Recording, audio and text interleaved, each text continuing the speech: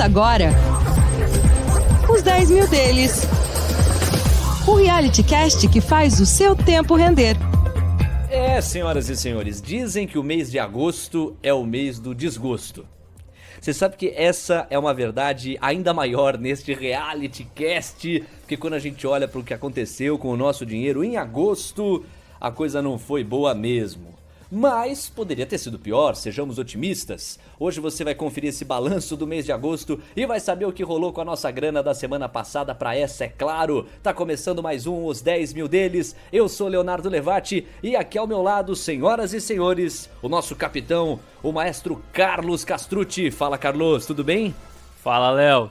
Bem não tá, né? Mas a gente vai seguindo aqui e vamos esperar que no longo prazo vamos ganhar dinheiro. Agora é só aproveitar o programa. Bora lá para os destaques dessa edição.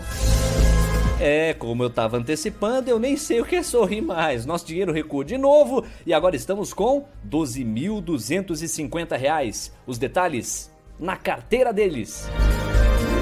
Na carteira de notícias, conflitos entre equipe econômica e o presidente Jair Bolsonaro. Prévia do PIB do Brasil, sinalização de trégua na guerra comercial entre Estados Unidos e China e mais um discurso de Jerome Powell, presidente do Banco Central dos Estados Unidos. Uma entrevista exclusiva com o professor Dr. Henrique Castro Martins sobre o teto de gastos. É o Palavra em Ação.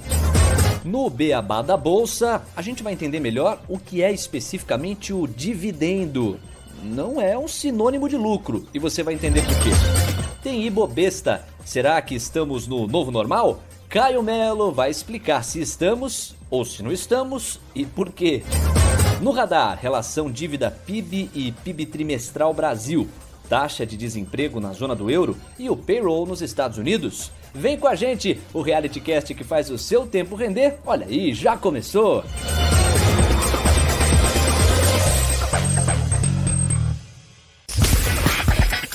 A carteira deles. Vamos trazer os destaques da nossa carteira. Como a gente há pouco colocou, R$ 12.250. Hoje, nosso patrimônio está nessa faixa.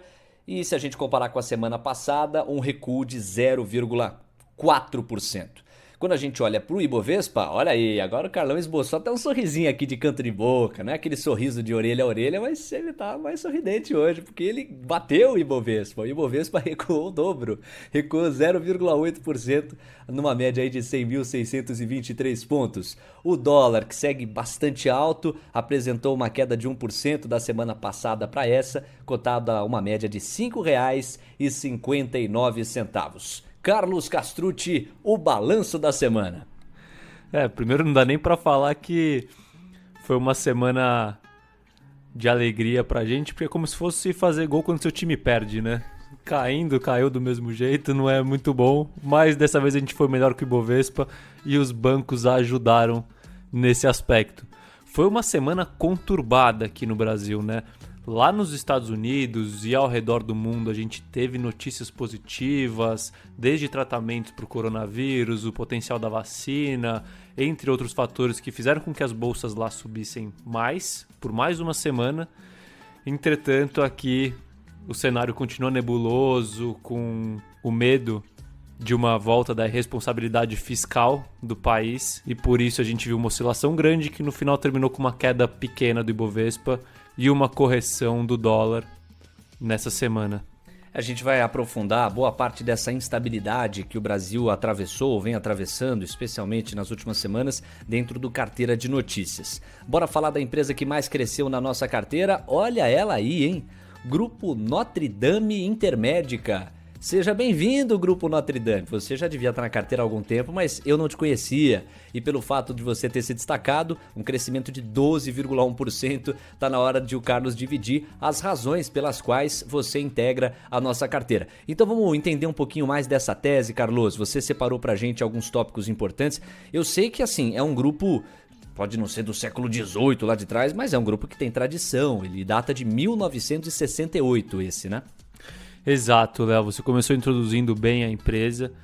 E, para quem não sabe, eu vou chamar de Intermédica para facilitar, é uma das maiores operadoras de saúde do Brasil. Para você ter uma ideia de ordem de grandeza, mais ou menos 6 milhões de vidas são atendidas pela Intermédica. A Intermédica é uma operadora de saúde verticalizada. É o seguinte, além dos planos de saúde e odontológico, como qualquer operadora de saúde comum oferece, a Intermédica também tem e opera uma rede de atendimento própria, com diversos hospitais, centros clínicos, pronto-socorros e por aí vai, com foco nos estados de São Paulo e do Rio de Janeiro, mas vem expandindo também para outras localidades como Minas Gerais, por exemplo. Você está entendendo aí as razões pelas quais o Carlos está endossando a Intermédica dentro da nossa carteira. É só o começo da explicação dele. Mas eu já queria te complementar perguntando quantos por cento da carteira correspondem à Intermédica. Ela hoje preenche quanto? A Intermédica hoje tem uma participação de 3% do nosso patrimônio. 3%. Claro que não é uma quantidade, digamos, expressiva dentro da carteira, mas ela está lá. E está lá por outras razões, além daquelas, melhor dizendo, que você já colocou até aqui. Vamos falar do mercado de atuação dessa empresa, o modelo de negócio dela. O que acontece? O modelo de negócio do mercado de saúde, de uma forma geral, tá? Na minha opinião, costumava ser e ainda é ineficiente e com muito conflito de interesses. E esses dois problemas somados acabavam por prejudicar os consumidores desses serviços de uma forma geral. Então, só para você entender onde está o conflito. De um lado estão os centros de serviços médicos, como laboratórios e hospitais, que têm o interesse de realizar o máximo de procedimentos médicos possíveis, como exames clínicos, por exemplo, porque são remunerados por isso. E os clientes, de certa forma, não se preocupam em fazer exames em excesso, porque o convênio paga, né? Que ele fala, vou fazer que o convênio paga. Então já tá pago, já paguei a mensalidade do convênio, eu vou fazer quantos exames eu quiser.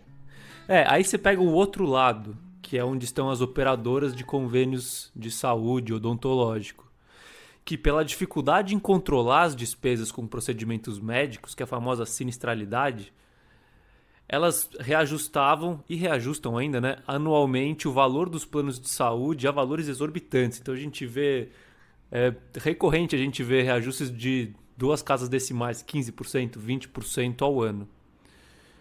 E isso virou um ciclo vicioso e quem saiu prejudicado dessa situação foram os usuários dos próprios planos de saúde, né? Cada vez pagando mais caro por um serviço equivalente. E aí me conta, onde é que a Intermédica entra nesse contexto e qual que é exatamente o diferencial dela? Então, o grande diferencial da Intermédica é que ela atua nos dois lados do conflito, entendeu? Tanto na parte dos planos quanto na parte da prestação de serviços médicos. Ou seja, os usuários dos planos de saúde da Intermédica são atendidos, na maior parte, nos hospitais da própria Intermédica, nas clínicas da própria Intermédica ou em redes conveniadas. É o famoso modelo verticalizado que eu falei lá em cima. E isso faz com que, na parte dos serviços médicos, não exista aquele incentivo para executar serviços em excesso. E isso significa que, pelo lado da operadora do convênio médico, seja possível controlar melhor a sinistralidade ou a despesa. Faz bastante sentido, quer dizer, ela se preocupa com os dois pesos assim da balança, ela se preocupa com os dois lados que impactam o modelo de negócio dela e por tudo isso ela tem interesse em otimizar essas duas bandejas, ela tem interesse em equilibrar essas duas bandejas. Você falou de sinistralidade, eu lembro que você já enfatizou bastante esse conceito quando se aprofundou na tese da IRB, que também compõe a nossa carteira. Resume assim em poucas palavras, como é que a gente pode traduzir para quem está ouvindo a gente o que é a sinistralidade? Bom, vou pegar um exemplo aqui, vamos supor que eu tenho o convênio médico da Intermédica. Eu pago todo mês ali a mensalidade do convênio, concorda? Isso é a receita que a Intermédica tem vindo de mim. A sinistralidade é toda vez que eu uso esse convênio, vou fazer um exame de sangue, ou vou fazer um raio-x do meu pé que eu machuquei.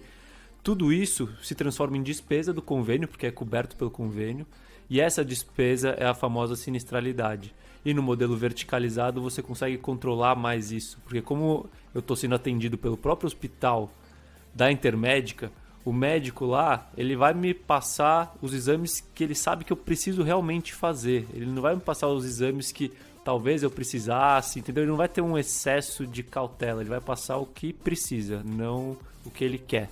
É essa combinação que faz a Intermédica se destacar, como você pontuou, os tais dos dois lados que ela contempla. Ao mesmo passo em que ela oferece os planos de saúde odontológico para os clientes, esses clientes são atendidos nas estruturas da própria Intermédica. E o resultado dessa combinação torna a empresa muito forte, né, Carlos? Exato, porque quando você une esses dois pontos, o que acontece? Você consegue oferecer um plano de saúde com bons serviços médicos a um preço muito mais competitivo do que os concorrentes que são apenas operadores de plano de saúde, porque aqui você tem capacidade de controlar custo, de controlar sinistralidade. E conta, por que você investiu diante de todo esse raciocínio?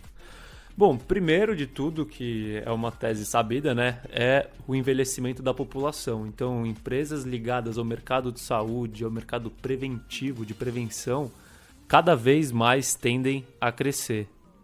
Além disso, o mercado de operadoras de saúde e de hospitais e clínicas é um mercado extremamente fragmentado e, pelos motivos que eu citei lá em cima, ineficiente. Ou seja, ainda existe um grande espaço para consolidação do mercado via aquisições. O que é? É a Intermédica pegar o seu dinheiro e comprar outras operadoras de planos de saúde, comprar outros hospitais e crescer sua receita e seu lucro a partir disso. Além disso, a Intermédica tem uma capacidade boa de realizar aquisições e criar sinergias com o restante da operação. E o que é criar sinergias? É você pegar, por exemplo, uma operadora de saúde que tem uma sinistralidade de 85%, ou seja, sobra só 15%, e utilizando a sua rede própria de hospitais e de clínicas, você consegue reduzir essa sinistralidade para 60%, além de diminuir a quantidade de pessoas trabalhando na administração da companhia, então você diminui despesas operacionais, entendeu? Essas são as sinergias que a Intermédica consegue conquistar quando faz a aquisição de uma empresa nova. E a gestão como um todo, ela tem se mostrado eficaz, competente? Muito, assim, tanto na gestão da Intermédica como ela é, quanto na aquisição de novas empresas e nessa captura de sinergias com as empresas novas. Inclusive, assim, nos últimos 2 meses, a Intermédica acho que fez umas 3 ou 4 aquisições. É uma empresa muito agressiva nesse quesito de crescimento. E a gestão vem mostrando extrema capacidade em executar bem o plano deles. E um outro ponto que aí entra mais na questão contábil da empresa e que faz com que a minha visão seja positiva para ela, é que a rede própria ainda representa menos do que 60% do total dos atendimentos dos planos de saúde da Intermédica. E com o crescimento da rede e cada vez mais fazendo aquisições de hospitais e clínicas, é provável que a participação da rede própria no atendimento aos beneficiários aumente, o que significa cada vez mais uma capacidade de redução de sinistralidade da empresa como um todo. Bom, e essa redução de sinistralidade, o que significa na contabilidade da empresa? Significa uma melhora na margem de lucro, né? Você reduz sinistralidade, cada vez mais sobra dinheiro no final da conta. E quando você soma o crescimento de faturamento, seja via aquisições, seja via crescimento orgânico, com esse ganho de margem de lucro, isso gera um efeito multiplicador nos lucros futuros da empresa. Por último, o que é importante destacar, essa é uma empresa da categoria Growth, ou seja, uma empresa que cresce muito e por conta disso negocia a múltiplos bem caros. O risco grande dessa tese é que a empresa não consiga entregar o crescimento esperado para ela nos próximos anos. Mas eu acredito que, por todos os fatos que eu citei acima, ela deve entregar e com isso faz sentido o investimento na Intermédica. E do outro lado, a empresa que menos cresceu, nesse caso decresceu, foi a Cogna, que atua no ramo da educação, um recuo de 7,2% nas ações da Cogna. Quantos por cento que preenche a Cogna na nossa carteira, Carlos? A Cogna representa também 3% da nossa carteira. As duas são posições relativamente pequenas da nossa carteira. E a tese da Cogna eu já trouxe aqui, né? Então agora eu vou explicar um pouco do porquê resultados ruins da ação da empresa nas últimas semanas e um pouquinho da minha visão atualizada aqui, tá? Então, assim, o que acontece? Essa semana foi marcada pela divulgação dos resultados do segundo trimestre da Cogna. E o resultado veio muito ruim, tá? Muito ruim. E eu vou separar aqui pelas linhas de negócio. Não sei se vocês lembram, a Cogna é separada em 4 empresas, né? Tem a Croton, que é educação superior, EAD e presencial. A Saber, que é do ensino básico, também presencial.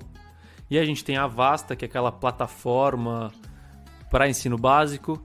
E a Platos, que é plataforma para ensino superior. Platos e Vasta, a gente sabe que tem um potencial grande de crescimento no longo prazo e foram um pouco impactadas. A Saber também não teve o resultado muito impactado no segundo trimestre. A grande chave é que o que foi prejudicial para o resultado da Cogna de uma forma geral foi a Croton, tá? E o que aconteceu com a Croton? Primeiro, a gente teve uma queda de receita por conta da pandemia. E segundo, é um problema que eu vou explicar aqui melhor, que é o problema com financiamento próprio. Lembra que quando eu citei a tese da Cogna, eu falei do crescimento grande das educacionais por conta do FIES e assim em diante? O que aconteceu? O FIES foi perdendo fôlego ali no final do governo Dilma, 2014 e 15, junto com a crise. E aí é um mal do mercado financeiro, tá? As empresas, elas têm essa necessidade de entregar crescimento o tempo inteiro. E o que aconteceu? A Croton, para não perder essa renovação de matrícula, essas novas matrículas que vinham muito do FIES, para não perder isso, ela começou a fazer financiamento próprio dos alunos. Ela assumiu isso. Ela assumiu esse risco de crédito, entendeu? Uma coisa assim, eu não costumo gostar muito de empresa que faz isso, que fala, pô, tem banqueiro que sabe fazer isso e perde dinheiro, imagina uma empresa que não é um banco, né? Que é aquela coisa, é um movimento que você olha com desconfiança porque não é o core business dos caras, né? Não é a razão de ser dos caras, não é a área de atuação dos caras. Eles não estão acostumados a oferecer crédito. Então, de fato, é um risco que qualquer investidor costuma olhar com desconfiança. Exato. E o que aconteceu agora nesse segundo trimestre especificamente, tá? Eles fizeram uma provisão enorme. O que é isso? Eles estimaram que vão ter uma perda enorme com esses créditos dados. E isso impactou muito forte o resultado do segundo trimestre. Mas na minha visão isso foi uma espécie de limpeza do balanço, tá? É para tirar isso logo, mostrar os esqueletos que estão lá. E o que eu achei muito positivo foi que eles citaram que eles vão terminar com esse programa de financiamento próprio a partir de 2021. Ou seja, os alunos que estão lá e já têm esse financiamento, eles mantêm o financiamento, mas alunos novos não vão ter mais acesso a esse financiamento. E qual que vai ser o plano que eles citaram, tá, para a Croton? É um plano de pegar os cursos mais elementares, mais básicos, menos difíceis de entregar conteúdo, como administração, economia, contabilidade, tudo que não precisa de laboratório, e migrar para uma base EAD. Enquanto os cursos com maior valor agregado, que precisam de laboratório, como medicina, por exemplo, continuam no ensino presencial. Esse plano que eles comunicaram, eles disseram que vão trazer mais detalhes no Cogna Day, que eles vão fazer daqui a alguns dias ou meses, eles ainda não definiram uma data. Mas qual que é o meu entendimento sobre esse movimento, tá? O que deve acontecer com a Croton nos próximos anos? A Croton em si, ela deve perder receita, porque o ensino EAD ele é muito mais barato do que o ensino presencial.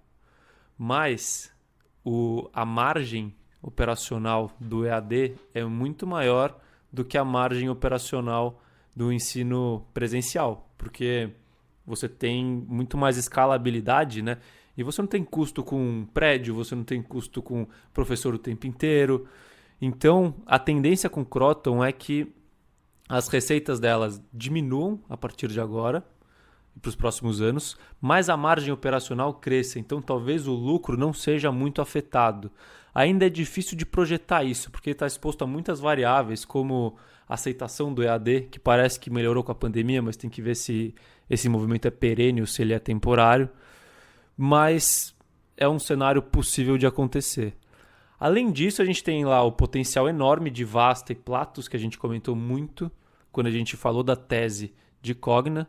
E agora é projetar melhor essa empresa para tentar descobrir se tem um valor escondido. Eu acredito que o pessimismo com Cogna está grande, mas eu ainda não tenho muita convicção na tese para aumentar mais a nossa posição.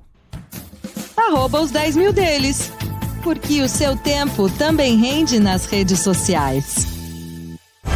Diário do Investidor. Você é daqueles que ficam aflitos quando tá com dinheiro e esse dinheiro tá parado? Se você não é, eu te digo que deveria ser, e falo isso como alguém que se tornou. Sabe por quê?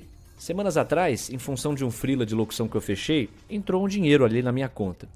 Eu tive uma surpresa positiva da restituição do imposto de renda, também recentemente. Aí somando aquele dinheiro do freela com o dinheiro da restituição do imposto de renda, eu fiquei olhando para aquela quantia. Óbvio que não é uma quantia para você se afogar, né? Nossa, quanto dinheiro. Mas é uma quantia que parada vai ficar sem produzir a seu favor. E aí eu olhei para aquilo e falei, cara, eu vou dar uma ligada pro Carlos porque nós precisamos movimentar isso aí. Onde é que eu posso colocar esse dinheiro? Qual outro tipo de investimento eu posso fazer? Dinheiro parado não faz sentido. Ainda mais nesse contexto de Selic tão baixa, uma mínima histórica dentro do Brasil. Então isso chamou muito a minha atenção, do tipo, a essência de fazer o dinheiro continuar girando e trabalhando em seu favor. A gente tem muito hábito de focar, canalizar a energia e muita entrega a um trabalho, a um emprego que te traz dinheiro e com ele você consegue fazer girar a roda da tua caminhada, dos teus custos, etc. Mas nem todos têm essa outra preocupação de o dinheiro que entrou também ser um trabalhador a seu favor. O próprio dinheiro, na lógica de um investimento bem colocado, reverberando em favor de você.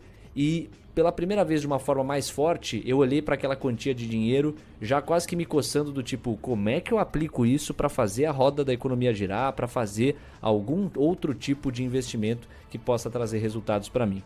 Muito, muito, muito legal ter essa vivência, por isso que eu quis dividir com vocês. E a essência é essa, se entrou algum dinheiro e você já tem uma reserva de emergência e você já pode dar um passo um pouquinho maior, não deixe de buscar alguma modalidade de investimento que faça sentido para você, que caiba dentro do seu perfil e que possa trazer resultados. Dinheiro no colchão ou parado na conta corrente do seu banco, ai, aí não. Os 10 mil deles. Carteira de notícias. O presidente Jair Bolsonaro disse em evento na Uzi Minas, em Minas Gerais, que a atual proposta do Renda Brasil está suspensa. O programa é uma das apostas do governo, mas enfrenta resistência da própria equipe econômica. Bolsonaro afirmou que não pretende tirar os recursos de outros programas para custear o Renda Brasil. Renda Brasil que seria um programa de transferência de renda para a parte mais pobre da população. Há quem diga que a essência é a repaginação do Bolsa Família. É um programa que o Bolsonaro está tentando viabilizar num diálogo com o Ministério da Economia. E aí, Carlos, comenta um pouquinho da reação do mercado.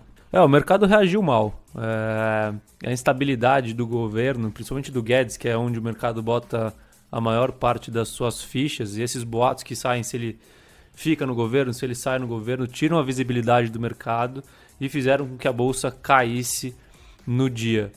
Assim, é importante destacar que a estabilidade da bolsa depende da estabilidade de um plano de austeridade fiscal, né? Um plano em onde a saúde fiscal do Brasil seja mantida, porque caso isso não aconteça, é provável que a gente tenha mais um voo de galinha na economia e, em consequência disso, no mercado também. Segundo o levantamento da Austin Rating, o PIB do Brasil caiu menos do que o da maioria das economias da zona do euro e de outros países da América Latina. Apesar da projeção de tombo recorde no segundo trimestre, é verdade. O dado oficial do PIB brasileiro vai ser divulgado no próximo dia 1º de setembro e deve mostrar uma contração de até 10% da economia. A prévia do ranking do desempenho do PIB das maiores economias do mundo mostra que em 18 países a queda no segundo trimestre foi superior a 10% na comparação com os primeiros 3 meses do ano. Essa é uma notícia super positiva pra gente, né? Que a A gente que vê que assim, o Brasil, apesar de todas as dificuldades, de todas as polêmicas, é um país que pode ter se saído bem durante a crise e isso ajuda na retomada depois da crise, né? Depois do coronavírus. A retomada a gente ainda não sabe como vai ser, mas a princípio o desempenho durante a pandemia foi bom e o mercado reagiu positivamente para isso. Autoridades dos Estados Unidos e da China reafirmaram o seu compromisso com a fase 1 do acordo comercial, aumentando o otimismo do mercado em meio a sinais de progresso no desenvolvimento de tratamentos e vacinas para a Covid-19. A promessa foi feita em um telefonema, o primeiro diálogo formal desde o início de maio entre os dois lados, e aconteceu em meio a preocupações crescentes sobre a possibilidade de as negociações estarem em terreno instável devido à piora nas relações entre os países. Essa daí é a novela mais longa que eu já vi, acho, né? Tem o morde, tem o assopra, morde, assopra. Agora foi uma fase de assopra e o mercado gosta, né? Sempre que tem uma atenuação na tensão entre China e Estados Unidos, o mercado internacional fica positivo com isso. E assim a gente conseguiu ver uma semana positiva nas bolsas, tanto europeias, quanto americanas, quanto da Ásia. Jeremy Powell está de volta aqui, quase sócio da carteira de notícias, presidente do Federal Reserve, o Banco Central norte-americano. Ele anunciou que o Fed terá como meta agora uma média de 2% de inflação. A mudança na estratégia deixa de lado uma receita que vem sendo seguida pelo Fed há mais de 30 anos. Segundo Powell, uma inflação persistentemente fraca cria riscos para a economia.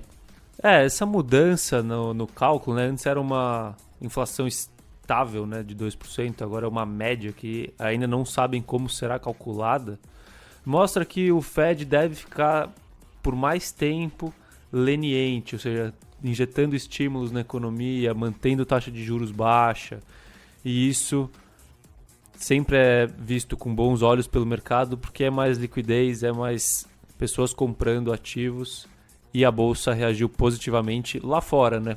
Por conta disso. Aqui a gente ainda está meio instável e não surfou muito essa onda.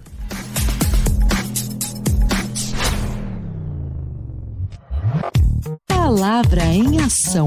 A pandemia trouxe, entre outras coisas, a necessidade de diversos gastos para contenção de prejuízos, especialmente nas áreas da saúde e nas medidas econômicas num sentido mais amplo. No entanto, vigora no país desde 2017, época do governo de Michel Temer, o teto de gastos. Ele impõe que as despesas e os investimentos públicos ficam limitados aos mesmos valores gastos no ano anterior, corrigidos pela inflação medida pelo Índice Nacional de Preços ao Consumidor Amplo, o IPCA. Com isso, o debate sobre flexibilizar ou até revogar o teto apareceu. E pensando nisso, o repórter Caio Melo conversou com Henrique Castro Martins, mestre e doutor em administração, pós-doutor em ciências contábeis. Ele é também professor de pós-graduação de administração de empresas do IAG, a Escola de Negócios da PUC-Rio. Vamos acompanhar o papo.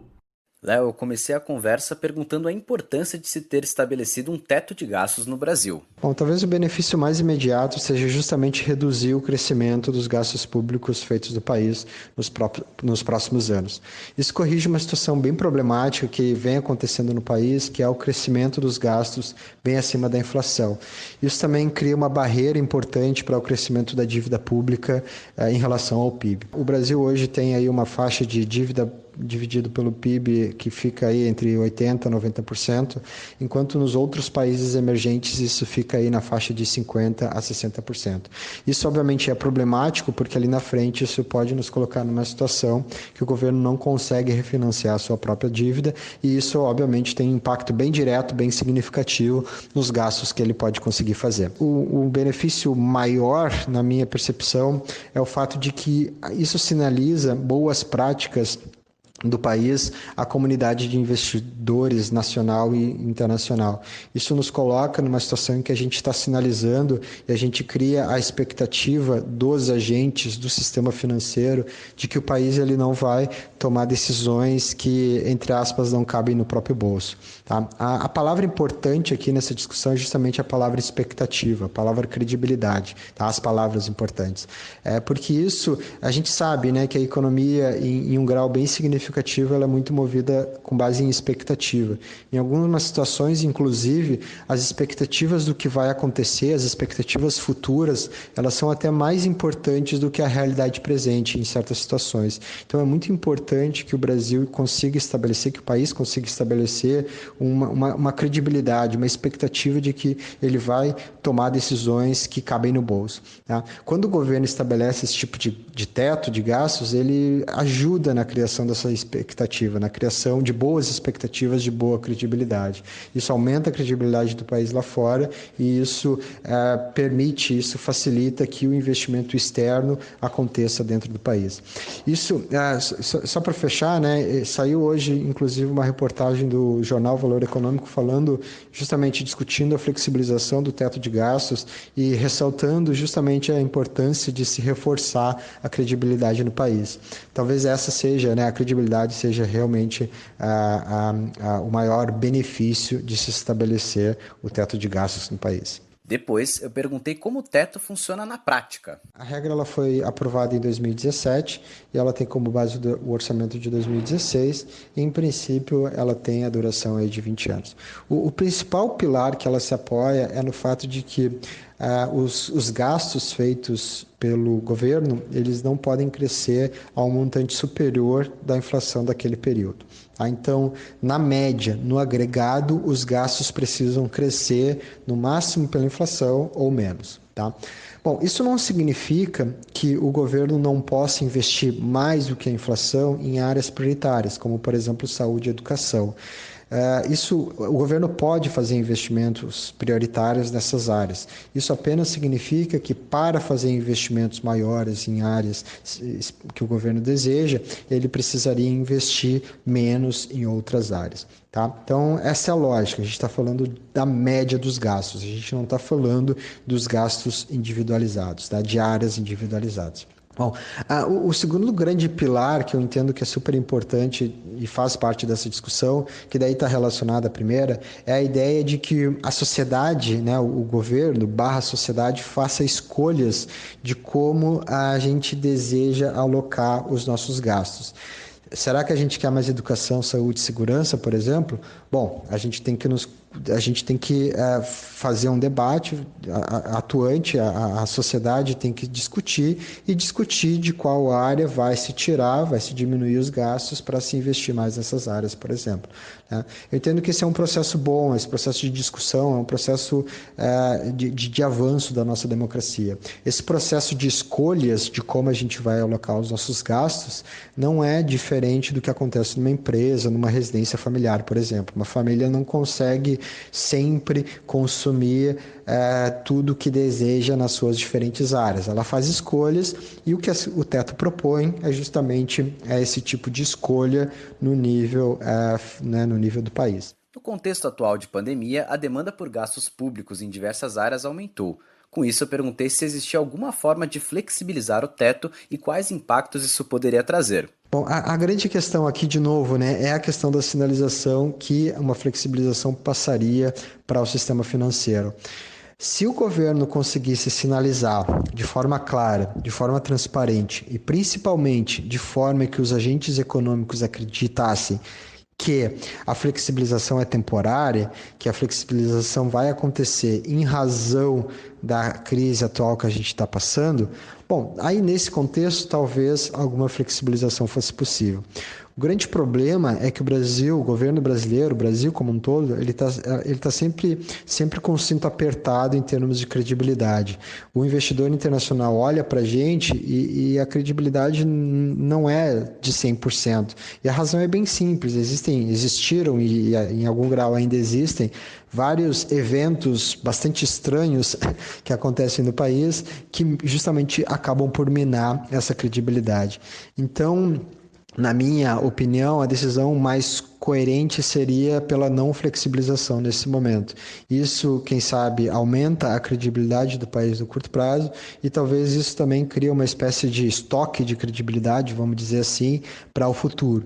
E aí, quem sabe, ali na frente, o país tenha credibilidade suficiente para poder, de repente, fazer algum tipo de flexibilização maior. Sobre o apontamento de muitos de que, se mantido, o teto inviabilizaria os serviços públicos, Henrique fez algumas ponderações. Recentemente, um dos grandes expoentes que nós temos no país, o economista Marcos Lisboa, trouxe alguns dados que são super relevantes e super preocupantes. O principal deles, talvez, é o fato de que a maior parte dos gastos feitos pelo país hoje é de natureza obrigatória. Se eu não estou enganado, algo como 90% dos gastos feitos pelo país é obrigatório por alguma regra, por alguma lei. Isso obviamente coloca o governo numa situação em que ele só tem real capacidade de escolha, real capacidade de alocação nos outros 10%. Esse é um bom exemplo da dificuldade que nós temos hoje de cortar gastos, né? A maior parte dos gastos é justamente obrigatório por lei. Então, a margem de escolha que o governo tem, ela é muito limitada, e isso obviamente é limitado ainda mais na medida em que existe o teto de gastos. Então, talvez para dar uma resposta mais concreta à sua pergunta, a gente precisasse chamar um especialista em orçamento público, um economista aqui para o nosso debate. Mas assim, de forma bem objetiva, talvez a melhor forma de reverter a situação seja justamente destravar o crescimento do país, destravar investimento, fomentar investimento privado, promover privatizações, promover atividades que verdadeiramente aumentem o PIB, que gerem mais riqueza e aí tirar a necessidade de que o governo hoje se coloca de fazer o nível de gastos tal qual ele faz atualmente. Ele ainda trouxe para a discussão a importância de se ter responsabilidade nos gastos. A pergunta verdadeiramente é: quem que nós desejamos que pague pelos gastos da geração atual? Aí pelos gastos, né, que estão sendo feitos a partir dos auxílios sociais disponibilizados, né, em função da pandemia. A gente quer que essa geração pague com esses gastos ou a gente vai deslocar para a próxima geração? Geralmente o comportamento político, né, o incentivo político é de deslocar para a próxima geração. Isso vem sido feito em vários momentos, né, do país nos últimos anos. O grande problema é que em algum momento essa postergação vai falhar e aí não vai ter outra alternativa, a geração né, naquele momento vai ter que pagar e aí isso obviamente coloca essa geração numa situação bem delicada. Esse debate entre responsável versus irresponsável, populista ou não populista versus austeridade, na minha percepção esconde a verdadeira raiz do problema, que é justamente essa questão. Qual geração que a gente quer que assuma os gastos que a gente está fazendo? Por fim, perguntei quais exemplos em outros países poderemos levar em consideração. Existem alguns países que também adotaram alguma versão de teto de gastos. A gente poderia citar, por exemplo, a Holanda, que na década de 90, durante alguns anos, adotou. E aí a gente observou alguma diminuição da relação dívida sobre PIB, diminuição das despesas com juros, e algumas outras variáveis econômicas também. Mas daí veio a crise de 2008 e aí complicou completamente a situação do país. Eu sei que existem algumas regras em países da União Europeia em que o país ele vincula a taxa de crescimento dos gastos em relação à sua expectativa de crescimento do PIB.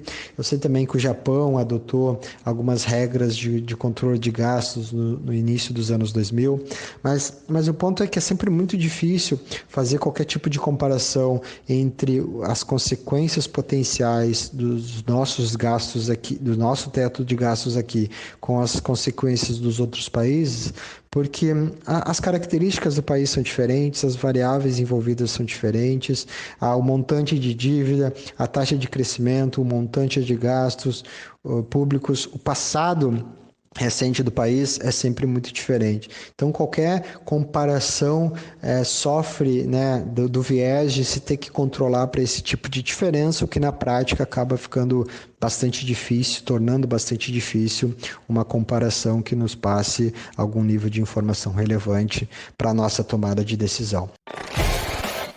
Já seguiu a gente nas redes sociais? Vai lá no @os 10 mil deles. Beabá da Bolsa. Se você acha que lucro e dividendo é exatamente a mesma coisa, eu te digo que não é. Eu joguei sempre muito banco imobiliário assim na infância, né? E lá tinha, né? Lucros e dividendos. Ganhe R$300. Você fala, ó, que legal, tal. É praticamente irmão. mas não é a mesma coisa. E o Carlos vai explicar pra gente o que é o dividendo, qual que é a diferença central. A gente chegou a comentar um pouquinho até sobre isso, numa tese ou outra lá do Carteira Deles, mas é legal incluir isso dentro da série aqui do Beabá. Conta pra gente, Carlos. Bom, o lucro é o resultado da empresa, né? O quanto depois de vender e de arcar com as suas despesas, a empresa teve de retorno.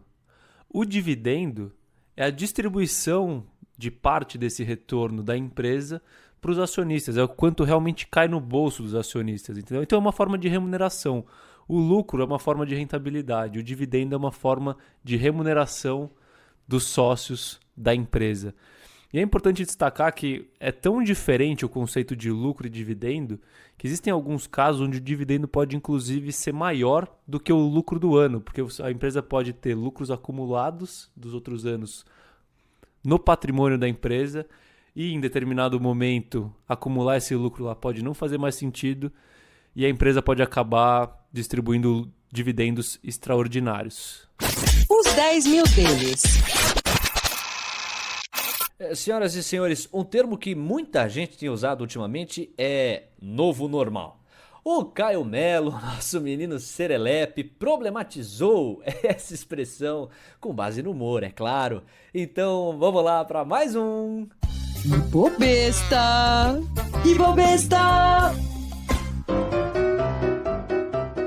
Eu ligava a TV um tempinho atrás e aí escutava: não, porque em agosto tudo volta ao normal. Aí chega agosto, a IRB começa a lucrar e o Neymar perde a Champions League. Isso porque episódio passado eu tirei sarro da IRB e falei bem do Ney.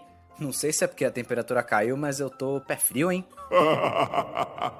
Aliás, como tudo que eu digo acontece o contrário, vou começar a zoar a Bovespa aqui e falar bem da pandemia. Vocês vão ver só que num mês a gente bate 200 mil pontos na bolsa e o vírus vai embora. Bom, depois do jogo o Carlos até ligou pro Neymar e falou: calma, querido, lembra do longo prazo, vale por futebol também. Ney Day é uma espécie de day trade, não vai nessa não. Inclusive o Paris Saint-Germain foi comprado há um tempinho por um ricaço, que montou esse time cheio de estrelas. Ô Carlos, vamos comprar um time, colocar o nome dele de Ibobesta Futebol Clube e vamos ganhar a próxima Champions, que tal? Que nada, pessoal. As últimas semanas a gente teve tanta queda que a gente não ia conseguir comprar nem o Sem Camisa Esporte Clube, time de várzea aqui da rua de cima. Uma coisa estranha de agosto, mas essa foi boa pro mercado, foi uma sinalização de trégua da guerra comercial entre Estados Unidos e China.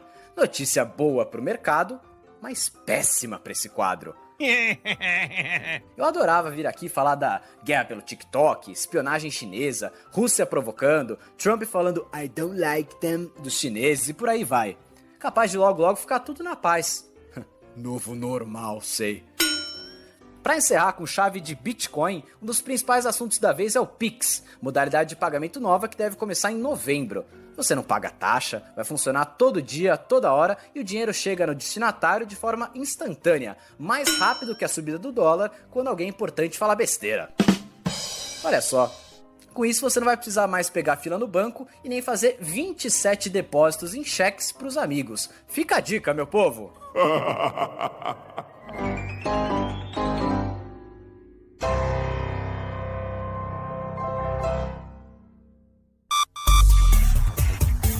No radar. No radar. Muito bem, meu caro investidor, minha cara investidora, agora é hora de saber quais acontecimentos vão acontecer na semana que está chegando e que podem impactar o mercado. O evento 1, PIB trimestral do Brasil, Carlos. Isso a gente chegou a comentar já na carteira de notícias, né? É um dado que é super importante ficar de olho, mas é sempre bom lembrar que é um dado de passado e bem passado, né? Então é bom ficar de olho, é bom torcer para que a economia tenha se comportado melhor do que o esperado, mas o mais importante é olhar as coisas daqui para frente, como que vão sair. Relação dívida PIB Brasil. É super importante também porque a gente sabe que grande parte das políticas durante a pandemia foram políticas que aumentaram os gastos do governo, né? E quando você aumenta gastos do governo em um momento onde as receitas também diminuem, né, vinda de impostos, existe aí a necessidade de um maior endividamento para que você consiga arcar com essas despesas. Então agora é importante a gente ver para onde esse endividamento foi, se o movimento já foi relevante e, a partir daí, tentar projetar o que deve ser do endividamento do país daqui para frente. Bora falar também da taxa de desemprego da zona do euro. Sempre importante saber como que está indo, né? Como que a reação está acontecendo. A princípio, a gente já está numa etapa final dos fechamentos das economias, né? Tudo quase voltando ao normal, de certa forma. Então é ver se o desemprego começa a reduzir na zona do euro. Isso é um indicador super importante. E o sócio também payroll dos Estados Unidos. Mais um dado de emprego, esse eu diria que é o que mais impacta os mercados de renda variável, tá? Ele sai uma vez por mês e vai indicar se nos Estados Unidos houve criação ou destruição de emprego no mês de julho. É bom ficar muito de olho nesse dado. Essa dica vale ouro. Carlos, o que você separou? Vamos lá, Léo. Hoje a gente vai de livro, chega de mamata aqui, de filme, de dica fácil de seguir. A minha dica hoje é o livro Rápido Devagar, do Daniel Kahneman. A gente sempre comentou muito aqui, principalmente nos primeiros episódios do podcast, da importância da inteligência emocional nos investimentos. E o que é esse livro Rápido Devagar? Ele é um estudo super denso do Daniel Kahneman e do seu parceiro.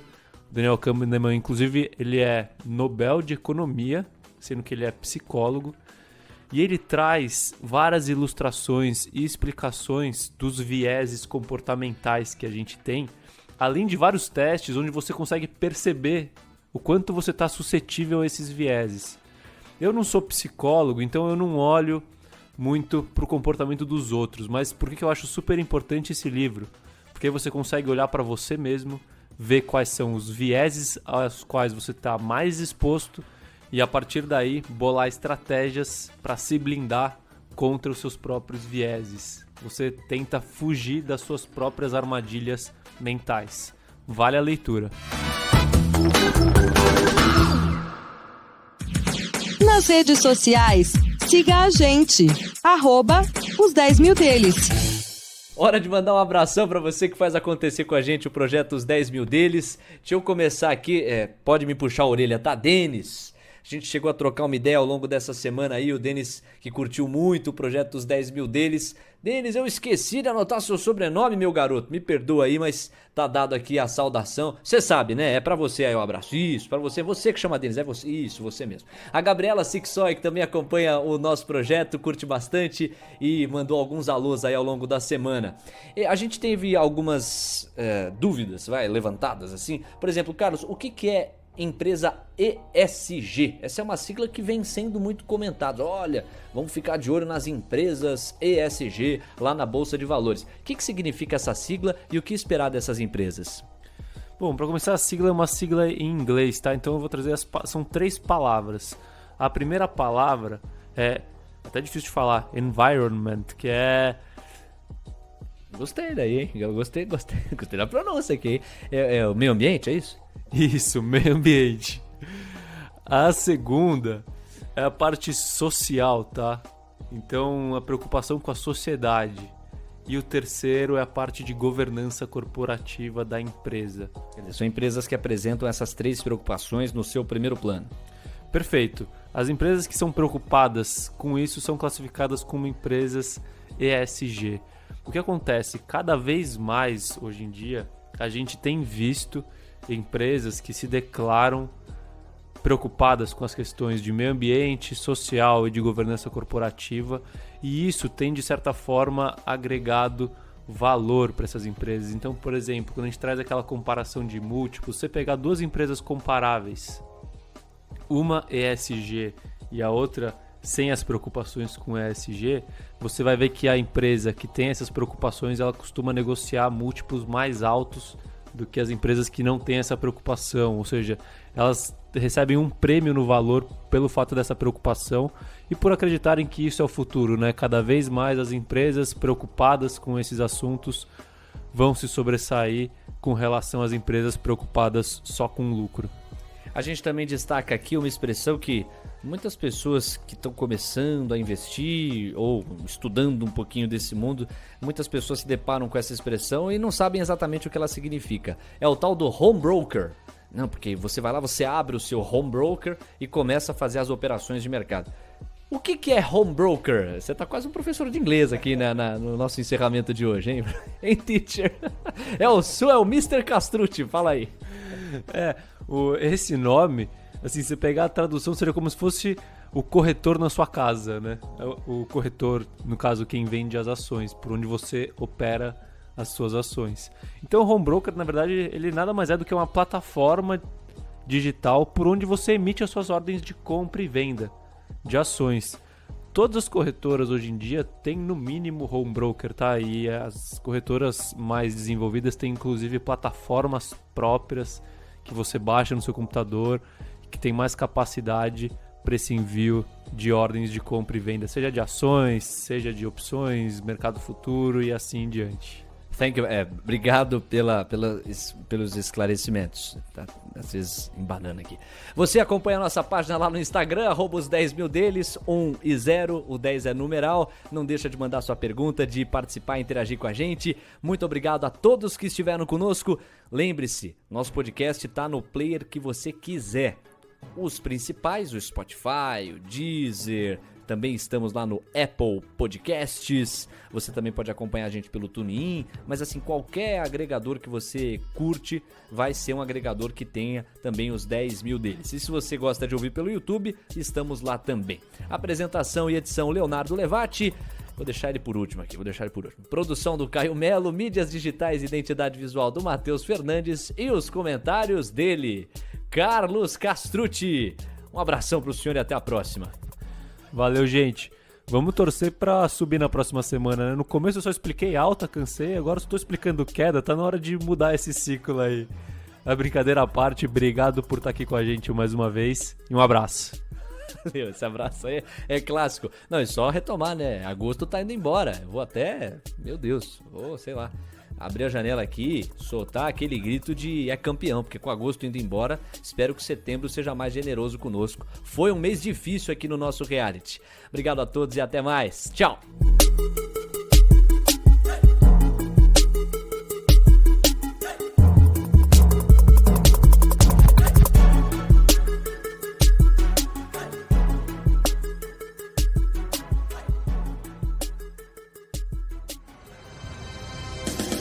Semana que vem tem mais, uns 10 mil deles. Disclaimer. As opiniões dadas pelo gestor de recursos Carlos Castrucci sobre empresas de capital aberto e demais ativos financeiros investidos por ele podem configurar conflito de interesse com você, ouvinte. Deste modo, reflita sobre a precisão e a validade dessas opiniões a partir dos seus próprios critérios. Além disso, qualquer comentário sobre investimentos reflete única e exclusivamente a opinião do Carlos. Não se trata de qualquer recomendação de investimento. Ressaltamos ainda que a participação dele não tem como objetivo a venda dos serviços da Roa Asset Management, empresa da qual é sócio e por onde realiza os investimentos dos R$10 mil iniciais do projeto. O investimento destes recursos vem sendo realizado pelo Carlos da mesma forma como são investidos os recursos dos clientes da Roa. O projeto Os 10 mil deles persegue as melhores práticas mundiais para o mercado financeiro na atuação de Carlos como gestor de recursos. Assim, ele não vai comunicar alterações na estratégia de investimentos antes de executá-las para os próprios clientes.